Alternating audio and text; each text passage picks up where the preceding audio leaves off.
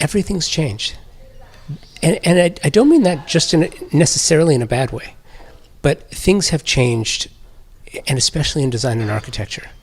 What used to be really important doesn't seem to be that important anymore. And what people really didn't give a second thought to is incredibly important, and I want to get your thoughts on that. But before I do that, I kind of wanted to get your backstory. I'm a sucker for a good origin story. Sure. So I wanted the backstory. I mean, how did you get into architecture? You know, it was something where when I was younger, my grandmother actually, still to this day, I tell the story that my grandmother always told me that I should go into architecture because I was good at math and good at drawing. I loved art, loved drawing.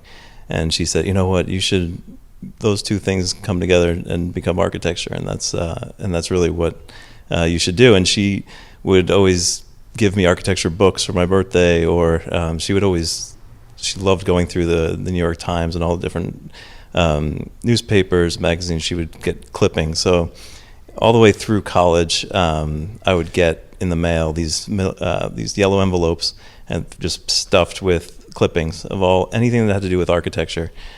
She would cut it out, and so I think in a way it really focused me, and I really fell in love with books on Frank Lloyd Wright and the concept of putting a house over a waterfall. So it was always focused towards residential, I think, and that's what I really loved. And she would get me like compass sets and stuff. So I was just always drawing and designing things. So that really guided it. But then I had an opportunity in high school to work for one of my dad's friends in New York that was a graphic designer, and all of a sudden I kind of took a shift and said, well, I really love like designing logos and compositions, and that's where it was right before college. So I actually applied to colleges as an art major to go into graphic design, and but I always knew that I had this love for architecture, so all the schools I applied to had to have both, just in case I decided to change my mind. And sure enough, that's what happened. I went to the University of Miami. I was in their art school my freshman year doing painting classes and you had to take all the base classes first before you got into the graphic design part. But I said, I feel like I need more from a college education, and I spoke to the architecture school and ended up doing a dual major and switching over to the architecture school and doing a dual major with graphic design. But I think that's I ended up going back, to to that architecture base that I'd gotten from my grandmother originally, and then from there I started working at a firm in New Jersey that did high-end residential up there, and I worked there through my few years in college. When I graduated, I went back there and was working in a small firm, about 4 people. And the other 2 guys I worked with had already graduated college. They were getting married and buying homes. And I just got out of college. I said, I want to do something different. I want to learn something new. All the homes in Jersey were very similar style. Very rarely did people go outside the box and do big modern homes, things like that. So I wanted to learn that. And I had friends out here in California, in Los Angeles, and decided, let's go out there and learn about modern architecture and modern residential architecture in particular.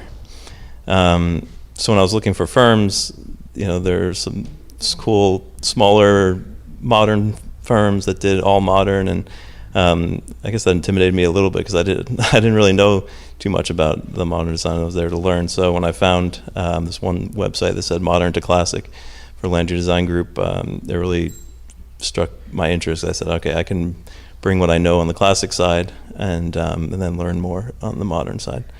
So it became a great fit for me, and what was supposed to be a 2-year plan, my then girlfriend, now wife, we came out from the Northeast, like many people do. We had the 2 years went fast, and I really enjoyed my where I was, my job, and obviously this weather and this location is unbelievable. So we've been here almost 16 years now. So. And with Landry the whole time? With Landry the whole time, yeah. Yeah, so it's crazy. My dad's worked at one job his whole career, and I always thought that was crazy. And here I am, 16 years later, still with Landry Design Group and going strong. So this is a two-parter about change. Sure. How has the business changed between the time you got there 16 years ago and let's pick an arbitrary date. Let's say, March 13th, 2020. And then how has it changed from March 13th of 2020 to now?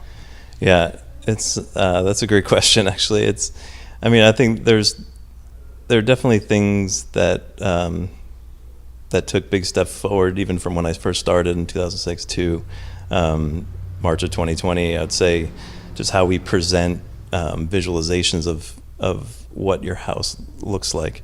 When I first started there, it was kind of just the end of the era of drawn perspectives of your house. Like this is a rendering done by hand, showing what the exterior of your building is going to look like, and within a year probably of starting there, it quickly transitioned to these amazing computer renderings that we do now. And it's like this is what your house is going to look like, and if you take a picture of it when it's done, it's probably you can put them side by side, and they'll look very similar, which is just crazy. And now that's even taking a step further, where you can put on VR headsets and look all around inside different rooms. And so in that way, I think that was one of the biggest changes. We also, like, technology-wise, went from AutoCAD to this Revit-based system that's all 3D. So we build all of our houses in the computer now in 3D. Whereas when I first started, and when I was actually doing the drafting, it was all 2D. We were drawing lines in space. But now our teams do an amazing job, actually constructing the house in 3 dimensions, which takes on a whole different level of problem solving and figuring out where there are issues. So I think from a technology standpoint, those are the two biggest changes from that point to March of 2020. And then it's amazing, within a short period of time, what's changed more from an overall logistics standpoint of, okay, now we have a firm of almost 50 people that everybody's working from home. I think thankfully we had some people in the office that were keeping an eye on this thing, and we had a head start a little bit on setting ourselves up from a technological standpoint and getting people able to work from home. We're making sure that, okay, everyone's at least set up so that if this happens, that we can all work from home. So it wasn't a juggling act that week that they said, okay, everyone's staying at home. We were set up a little bit, at least in from a logistics standpoint, to kind of have everybody able to log in from home and working. But then we found these amazing new tools like Microsoft Teams and Zoom, and like everyone else in the world, you realize, wow, I can work from anywhere. I think that's the biggest change, just that ability to work from everywhere. Here's what's interesting too. I think that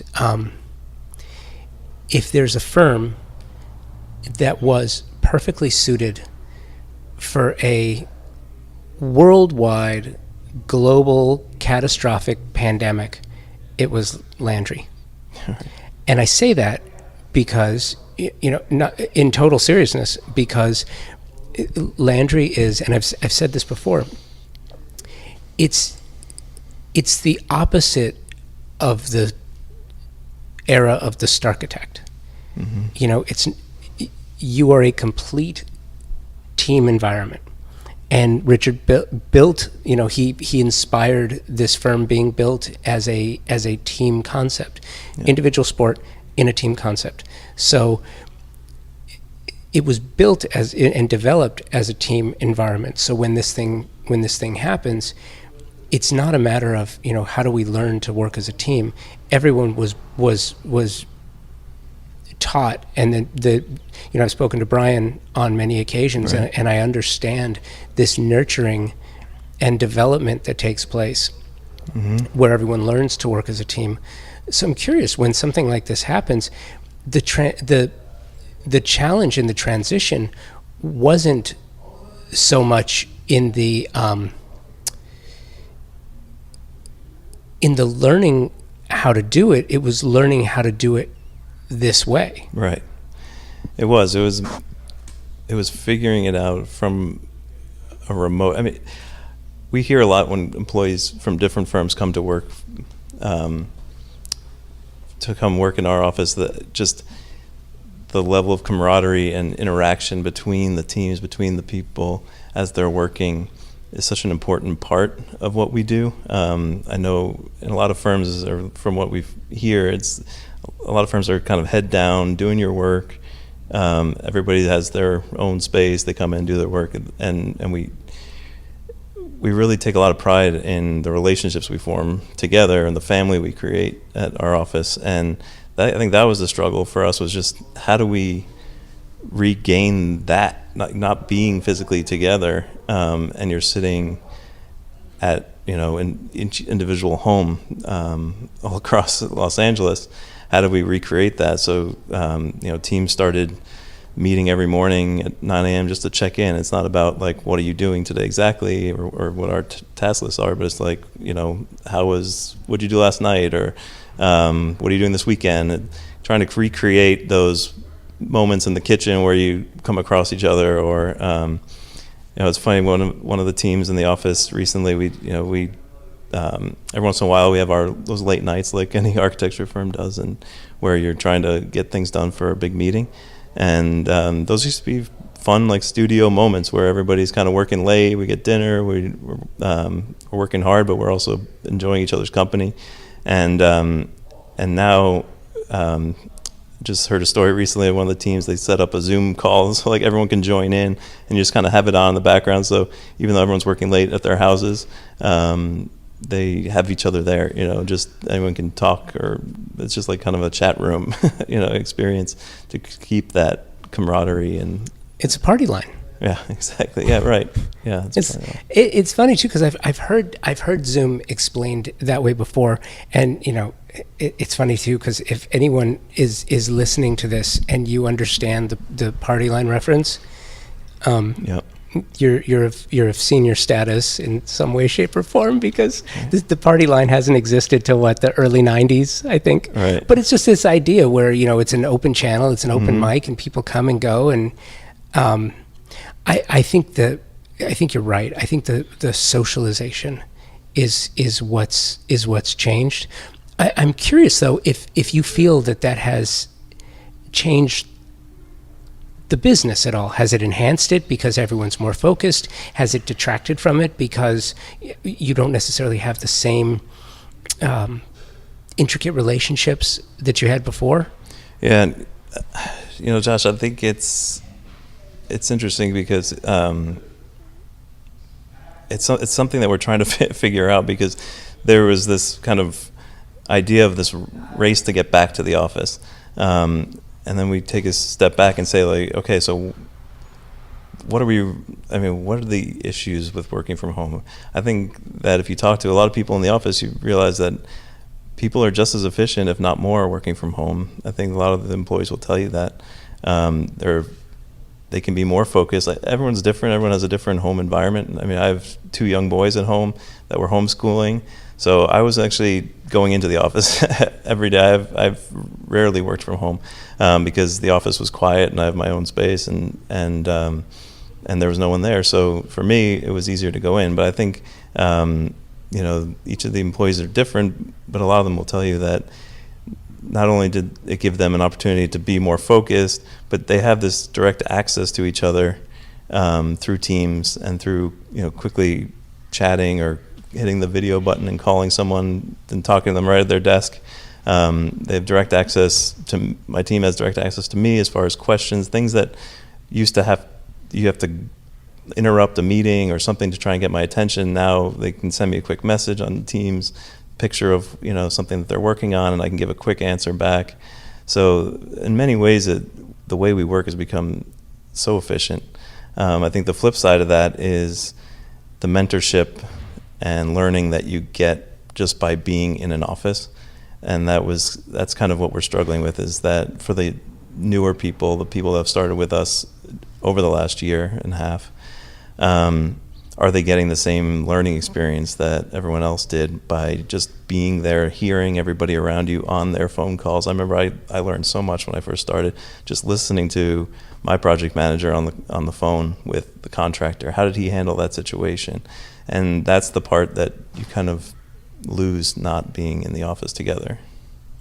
It's kind of fascinating for me, because I didn't really put two and two together until I actually heard you say it, because that is, from what I understand about the firm, and Brian and I have talked about this a lot over the years.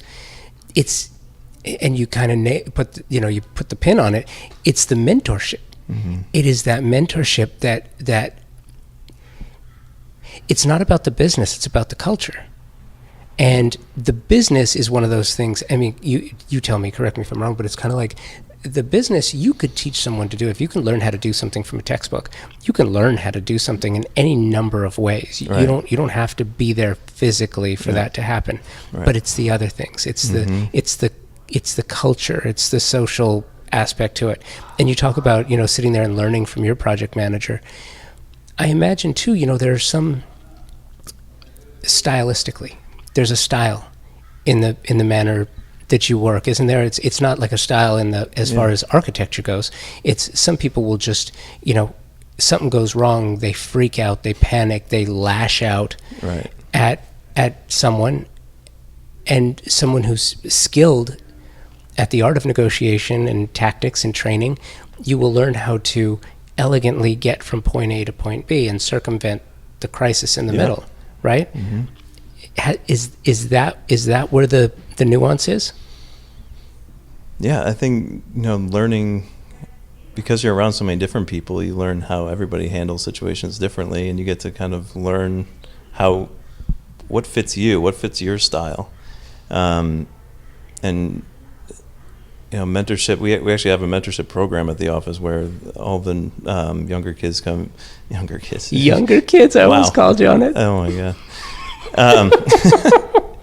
Our newer employees that come in, and we've kind of gone through the whole office of the more senior people all the way through, and everyone gets to spend a month with each of the associates, and each of us do a different topic that kind of we focus on. So mine would be management, or one's design, and that is something in as part of the management side of it. It's like you learn about different styles and different ways of handling tough situations, and everybody always wants to talk about, what's your management style, or what, and one of the first things we learn is that really the successful managers, they are basically pulling from a toolbox of multiple management styles. So it's that kind of learning from all the people around you, and deciding like in which scenarios do I use which style, or how do you handle different situations. Do you think that asking someone what their management style is akin to asking a designer what their favorite design style is? It is, I think it's similar for sure, and it's interesting because many designers have their style, right? And I think one of the reasons I love working at Landry Design Group is that we get to do so many different styles, and don't have a signature style. So on any given week, you're working on a French chateau, or a Spanish colonial house, or a super modern folly in someone's backyard. So there's just I think it goes back to the management style. Like, it shouldn't be that you just have one, right? It's you get to enjoy all of it. Yeah, well, and the great firms don't have a design style of their own, because, I mean, look, let's be honest, at the end of the day, it doesn't really matter what you like. Right. It's what your client likes. Absolutely. And your ability to deliver what your client likes, that's the success of the firm. Right. And it's just kind of dawned on me when you were talking that it's the same thing. Like, it doesn't matter what your management style is. If you're trying to accomplish a goal and dealing with people who are working on your team, you have to get the job done. And I feel like, the conversation's taken a really interesting swing. And I think that it's one of those aspects I hadn't really talked about before, is kind of like how individual management styles, which is why I feel like Landry was perfectly suited for a global catastrophe, because in preparing the management styles of newer architects and newer designers and newer creatives, you give them this base. Mm-hmm. As opposed to someone who comes out of school and goes and hangs a shingle. They may have a wonderful talent for architecture, but if you can't deal with people, it's not really going to matter. Yeah, I think. Yeah, no, and that's something that I think we're an architecture firm, we're a design firm, but at the same time, people and how you manage and how you basically run the office through all of these people, and what are their motivations, and what's pushing them to be the best they can be, what's their goal. It's all very important, because that's what will keep them moving forward and wanting to excel, wanting to do the best they can, and ultimately do what they can for the firm. So it's interesting too, something that we were talking about a little earlier, speaking of horrific management styles. Mm-hmm. You were mentioning what a fan of Frank Lloyd Wright right. You are. Yeah. And I think, I have this different perspective on architecture. I'm working on a project out of town. I'm working on a project in Oklahoma, in Tulsa. Mm-hmm. And being a native Angelino and always coming back and doing the podcast primarily in LA, I took for granted all of the amazing, exquisite, unique, different architecture that we have here from just works of art, yeah, like the Disney Hall, mm-hmm, to the Googies and some mid-century modern and right, some Wallace Neff work from his amazing Spanish revival to his weird project of the Bubble House, the one he died in Pasadena, and the Neutra VDL house, mm-hmm, and Silver Lake, and looking from the Neutra VDL house up at Silvertop, it's just, you take for granted what you're looking at. I was telling a story earlier. I was in Tulsa, and I was dropping my daughter off at school, and I took a odd turn down a street in Tulsa, and I stopped the car cold, and I'm looking over, and I'm stopped at an intersection in a residential neighborhood, and I'm looking at a Frank Lloyd Wright house. There's no wall. There's no chain link fence. There's nothing keeping. If I wanted to, I could just walk up to the house. The glass is all fogged up. It's fairly dilapidated. And so it turns out that this particular project is owned by, she's a heir to the Tyson Food company, and she's owned the house since the 90s. It hasn't been lived in, I think, in 15 or 20 years. But there it is. Yeah. And it's just sort of sitting there, and nobody really knows about it. Nobody really cares in a city like Tulsa, where the architecture is amazing. I don't know how familiar you are with it, but no. Between Bruce Goff and the Frank Lloyd Wright, and there's other projects there, it made me kind of realize that when you're in a city like this that is so rich, mm-hmm, in design, both all the successes that we mentioned to other things like all the dingbats we have, which is just a silly thing to put in a city that shakes. It just doesn't make any sense. But this is the city of experimentation, which is kind of why I can see a wide-eyed young architect from Miami coming to Los Angeles. Yeah.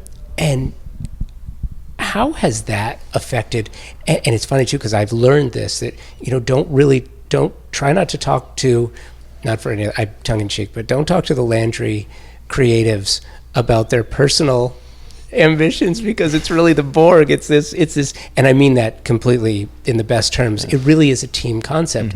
But at the same time, what affects you personally about architecture in a city like LA that is so motivational and so inspirational? What affects you from an architecture standpoint? Well, I mean, I think for me, obviously, being well-rounded and appreciating all styles is what brought me out here. And then to be able to drive down the street, whether you're in Beverly Hills or Hancock Park or anywhere, I mean, you literally go from style to style by each house, and it's the wide range, right? It's amazing. I mean, coming from the Northeast, and there are beautiful homes outside of New York, outside of New Jersey, and but it's missing a certain, you don't get those super moderns, you don't get the kind of let's make this crazy sculptural house and see what happens. Like there just isn't that. And I think what I love that, the opportunity to come out here and get to work on all of those different types of projects is what really drives me in my artistic side, where I want to not be stuck doing just one type of style, but really expressing every kind of style. And I think at the same time, in order to be successful on the modern side, you have to have that strong base in the classical side.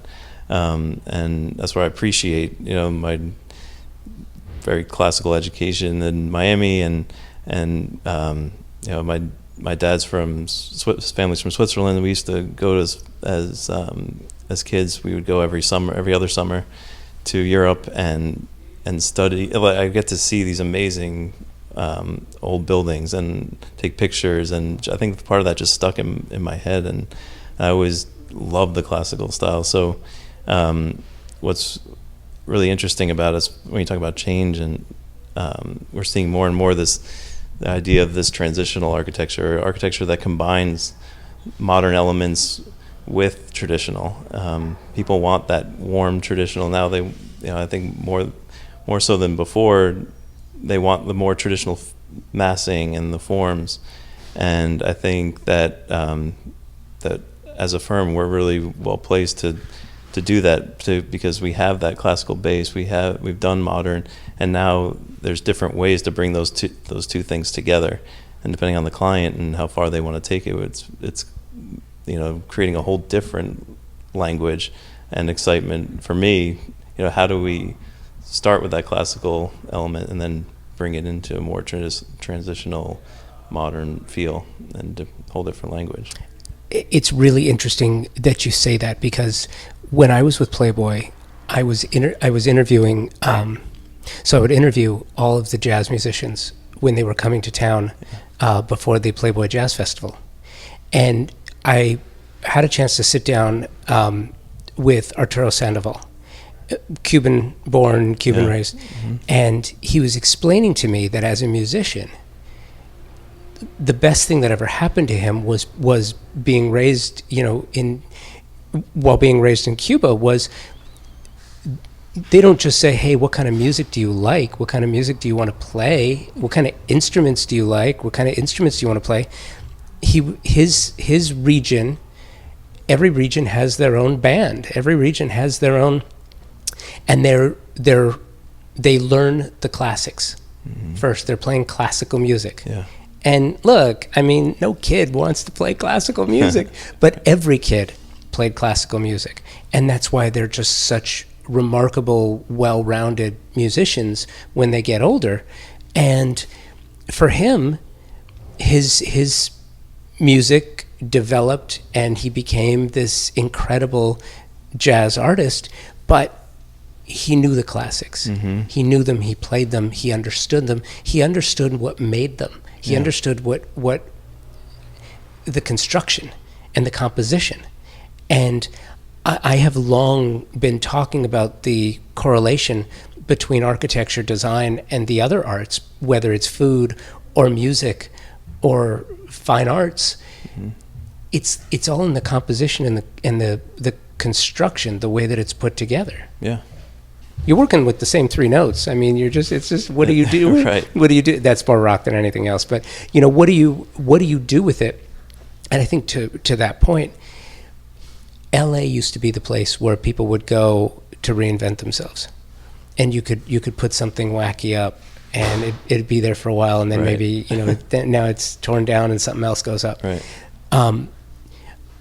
Economics have made that fairly unattainable now, Sure. but it feels like the spirit is still there. Mm-hmm.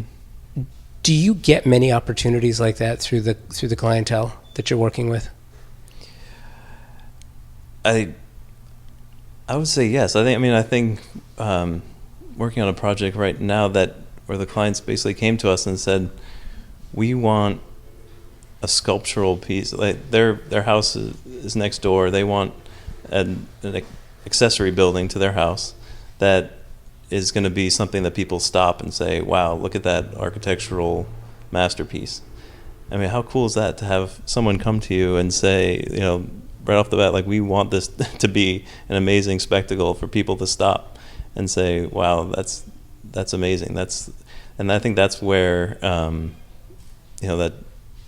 where the art and the architecture come together, right? Like creating something that's sculptural, something that's beautiful to look at, but also functional, that you can, that you can then use the space and be within it and experience it. You're commissioning a work of art. They're commissioning a work of art. Right. I think that is one of the things. I feel strongly that we are in a renaissance of design and architecture right now. And I think the reason why, and you tell me what you think, but I feel like the reason why is because people in general, there is a newly applied value to architecture, where it's not just purely utilitarian anymore. Now it's like, I want it to be emotional. I want it to speak to me. I want my home to love me as much as I love it. Right. And I think to a certain extent, the Instagrams of the world help, like, people see these idyllic pictures of places, and these photos of these moments in gardens and beautiful settings to have weddings and things like that. But it's always about capturing this moment, and the architecture. I feel like architecture is a big part of that, and I don't know if that's just because I follow mostly architectural, but I think it's all about these magical moments, and that's what people want. Like, you're looking for a house to rent, and it's all about the photos now that people create of these Airbnbs, and oh wow, I want to be in that space. I want to sit by that fire pit, and I think that besides the obvious that everyone's focused more on their homes now because they're spending more time there, I think it is about these kind of cool experiences and creating these spaces within the house, that these moments that people are really focused on. And there's the difference between when you started in the business drafting and drawing, and you see a blueprint, and versus here's the three-dimensional experience that you're going to have. It's almost like, in design, you're able to do this a lot more, especially at like a trade show, be it KBIS, where all the appliance companies get to bring out all the things that they've been working on. It's kind of like the car show, right? And you get to look at all the things that you can put in your house. But there's never been, there are the magazines, you go through decades of shelter publications, and you can see, over time on glossy pages what homes look like, but you could never get the experience. Right. And I feel like social media has definitely changed that for good and bad. But I'm curious, has that changed the way that you think about architecture? I don't know that's changed the way that I think about architecture. I think it's changed just how you experience and new things, or everyone's exposed to so much more now. Or I mean, it used to be that to get inspiration, you had to go to the library and pull out a book on that specific style, and now, I mean, it just there's inspiration. You're just flipping through these feeds, and you're seeing picture after picture after picture, all different styles, and it's just getting stored up there somewhere to where, you know, you have a new project and they say like, oh, I want something like this, and you're like, oh, I have this, you know, this great idea, or something sparks an old image you saw on somewhere online, and you know, it's just amazing the wealth that you're of different inspiration and different resources that you can get online now. Do you feel like in the 16 years that you've been doing this that you are now almost more of a facilitator? Yeah.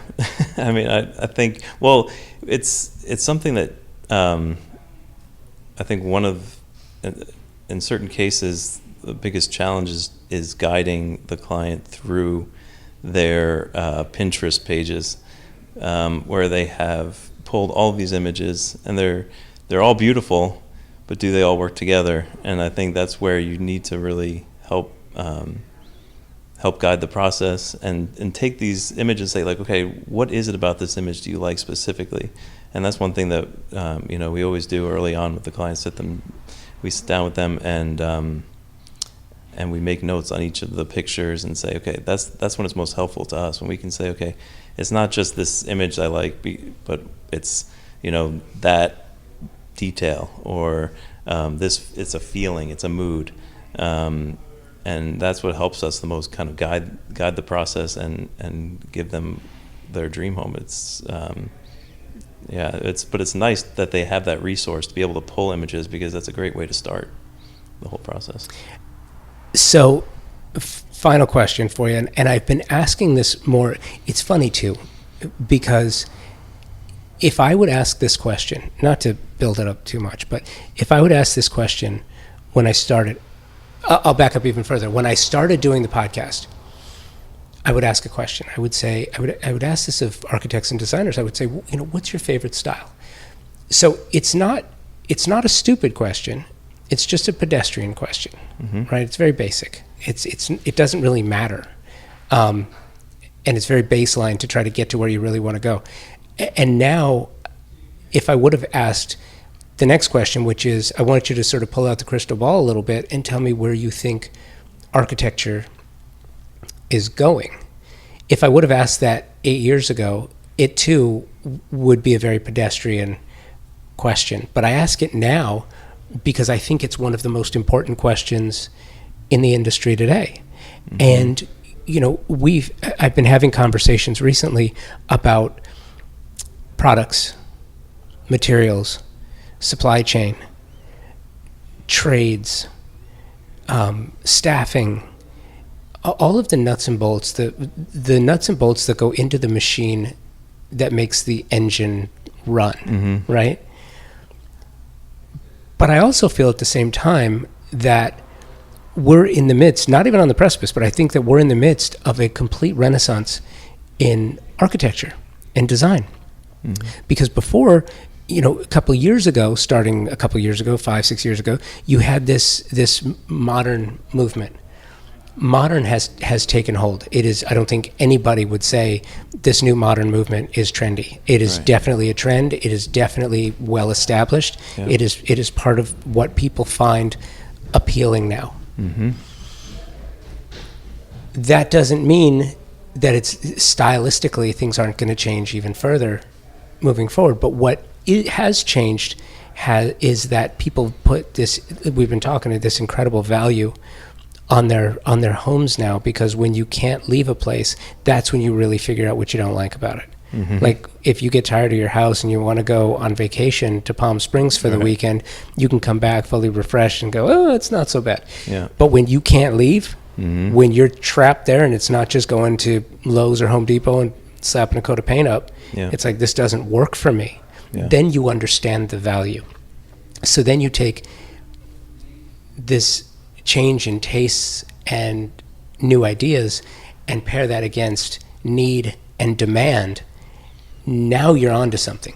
Now you've added the two ingredients necessary for a fundamental and wholesale dramatic change in an industry. So I'm curious, where does that take you ideologically as far as the business goes, and also as far as the firm goes? Not so much, though, because the firm does what your clients want to do. Right. But I'm curious where the clients are wanting to go now. Yeah, that's a great question. There was a lot in there. Went from style to it's funny, and to go back to your original point of style, we get that question all the time. What's your favorite style? And it's like, if you were to design your own house, which style would you pick? And my wife and I always talk about that, and she has a design background too. And it's funny because I think it changed. I think part of that is always rooted in like what you grew up in. So I always love like that kind of shingle Cape Cod style. That's Northeast will always be my favorite. But I think it is really cool that things are moving forward, and that clients want something different than just a certain style. It's like we like the Spanish Mediterranean, but we want a modern twist on it. We want to add kind of a different level. People want views, they want more glass, and so trends are something that's always scary in architecture, because that's the last thing you want is to be designing something that 20 years now it's going to be like, oh, that was from that era. But unfortunately it happens. I think that a lot of it happens to fall with like the developer trends. You can see home builders, they do, like, for a while it was like this Tuscan style that was everywhere, and now they went to like this California Cape Cod, and now farmhouse. And so it's those are the kind of trends I think you start to see in architecture. But to go back to what you were saying about the jazz musicians and everything, I feel like if you start with classical proportions and quality materials, then it's something that shouldn't get dated. It should be something that feels timeless at the end of the day. Right. It's fusion. Fusion, exactly. Yeah. Yeah, and your point about the Cape Cod mod, as I've been calling them, is just it's insanity. It is. And it's funny too, because you can tell LA is like an onion. You can peel the layers back by decades. Right. You can see the avocado and harvest gold. It's like, okay, there's the late 60s, early 70s, and then you can look at the farmhouse, the ranch with the rock roofs with the rocks. Yeah. It's like, okay, that's late 70s into early 80s, and then you can see the Mediterranean. Yeah. It's like, oh, which is a horrible time. It's a horrible time. Yeah, it's like that's like the tween-age years of architecture is that Mediterranean early 90s. Blech, peach. Right. Yeah, the peach and the maroon. Yeah. Yes. And then you get into I live out at the beach, and you get those tall and skinnies, and all different styles. And then when the Cape Cod mod started, it's like, okay, house after house after house after house is all just the same. Just slap a coat of white paint and a couple of architectural Cape Cod details to it, and you got one. But now, even certain projects like the one, you see it more and more than in the news for all the wrong reasons now because of the finances. But you take a project like that just inspires people to say, okay, well, I can't have that. And then you go back to, like the VDL house in Silver Lake, and you say, okay, that it's a big house, but it was a case study. Right. So you kind of get it. I love that, and I love where the firm is going. And I'm just curious, do you think there will, whether you like it or not, do you think there will be a fundamental style, another architectural style out of this that people grab onto? I think there always will be. The open concept clearly has proven itself that it's not perfect for all situations. Yeah, that's true. yeah, you need to be able to get away and. Boy, isn't that the truth? Right. Yeah. Well, listen, this was great. I really do appreciate the time. I appreciate it as well. Thank you so much. Thanks, Mark. This is great, Josh.